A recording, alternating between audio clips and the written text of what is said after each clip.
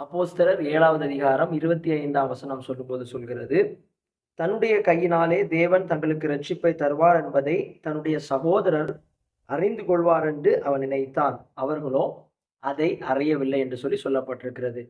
இங்கே மோசேயை குறித்து ஒரு வார்த்தை சொல்லப்பட்டிருக்கிறது. ஸ்தேவான் சொல்லும்போது தன்னுடைய வாழ்க்கையின் கடைசி நேரத்துல மோசேயை பற்றி இந்த இடத்துல சொல்லும்போது சொல்கிறார்.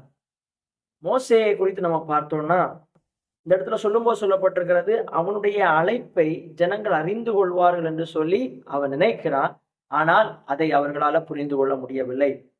அவனுக்கு தெரியும், ஆண்டவர் அவனை இஸ்ரவேல் ஜனங்களை அடிமைத்தனத்திலிருந்து அழைப்பதற்காகத்தான் அவனை தெரிந்து கொண்டிருக்கிறார் என்கிறதை அவன் தெளிவாக தெரிந்து வைத்திருந்தான். ஆனால் அந்த ஜனங்களால் அவனுடைய அழைப்பை ஏற்றுக்கொள்ள முடியவில்லை. ஜனங்களால் அதை புரிந்து கொள்ள முடியவில்லை. மோசையுடைய பிறப்பிலேயே நமக்கு தெரியும், மோசே அதிசயமாய் பல பிள்ளைகள் பார்வோனால் அழிக்கப்பட்ட போதும், இஸ்ரவேல் ஜனங்கள் நைல் நதியில் போட்டு கொண்ட போதும், ஆனால் மோசே பத்திரமாய் வளர்க்கப்படுகிறான். காரணம் என்னவென்றால் அவன் மேல ஒரு அழைப்பும் அவனுக்கான ஒரு தரிசனமும் காணப்பட்டது. அதை அவனை சுற்றி இருக்கிற ஜனங்கள், அவனை சுற்றி இருக்கிற அவனுடைய சகோதரர்கள் அறிந்து கொள்வார்கள் என்று சொல்லி அவன் நம்பிக்கை பெற்ற போதிலும், ஆனால் அந்த எகிப்தியனை அவன் கொன்று தன்னுடைய சகோதரரை அதிலிருந்து விடுதலை ஆக்கின அந்த சம்பவத்தினால் அவர்களால் அதை புரிந்து கொள்ள முடியவில்லை. அவன் மேல் இருக்கிற அழைப்பை கண்டுபிடிக்க முடியவில்லை. ஆனால் இதில் நாம் சிந்திக்க வேண்டிய ஒரு விஷயம் என்னவென்றால், மோசே எந்த இடத்திலும் தன்னுடைய அழைப்பை நிரூபிப்பதற்கான காரியங்களை அவன் ஏற்படுத்தவில்லை. அவன் அதற்கு பதிலாக நாம் என்ன செய்வோம்? நாம் நம்முடைய அழைப்பை நிரூபிப்பதற்கான காரியங்களை நம்ம ஏற்படுத்துவோம். ஆண்டவர் என்னை இப்படி அழைத்திருக்கிறார், ஆண்டவர் என்னை இப்படி தெரிந்து கொண்டிருக்கிறார், ஆண்டவருடைய சித்தம் என்மேல் இருக்கிறது அப்படிங்கறத நம்ம ஏதோ ஒரு வகையில நிரூபிப்போம்.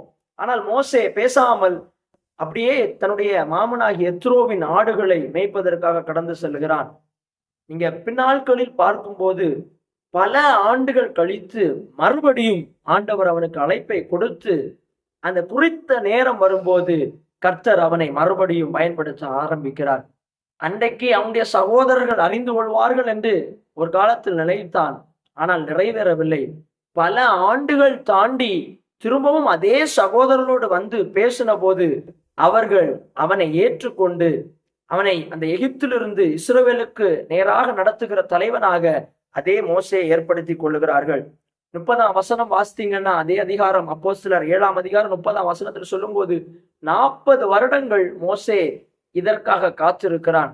அந்த அழைப்பை அவனுடைய சகோதரர்கள் அறிந்து கொள்வதற்கு சுமார் 40 வருடங்கள் ஆகிறது. நம்முடைய வாழ்க்கையிலும் நம்முடைய மேல் தேவனுடைய திட்டம் இருக்கும். நம்ம ஒவ்வொருவர் மேலும் தேவனுடைய சித்தம் இருக்கும். ஆனால் நம்மை சுற்றி இருக்கிற ஜனங்கள் அதை அறிந்து கொள்ளாமல் இருக்கலாம். நம்முடைய சொந்த பந்தங்கள் அறிந்து கொள்ளாமல் இருக்கலாம். ஆனால் கவலைப்பட வேண்டாம். நிச்சயம் தேவன் நம்மை வெளிப்படுத்துகிற ஒரு நாள் உண்டு. தேவன் நம்மை வெளியே கொண்டு வருகிற நாள் உண்டு.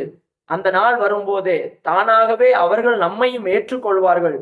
நம்மை கொண்டு தேசத்துல அவர்கள் நடுவுல நம்மை ஒரு தலைவராக ஏற்படுத்தி கர்த்தர் ஆசீர்வதித்து மேன்மைப்படுத்த போதுமானவர் என்கிறதுல எந்த சந்தேகம் இல்லை. கவலைப்படாமல் காத்திருங்கள். ஆண்டவர் உங்களை மேன்மைப்படுத்துவார்.